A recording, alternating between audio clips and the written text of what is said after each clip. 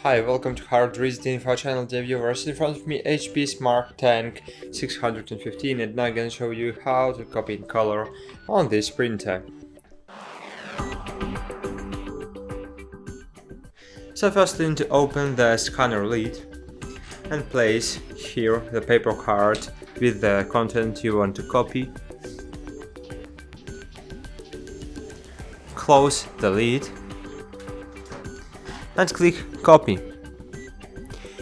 Here click start color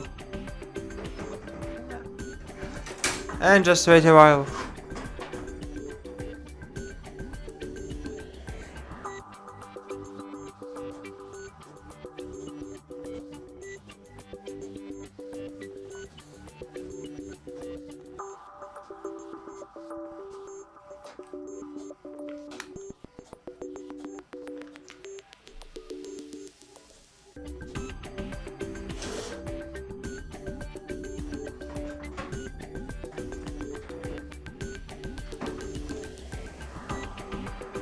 Okay, that's it.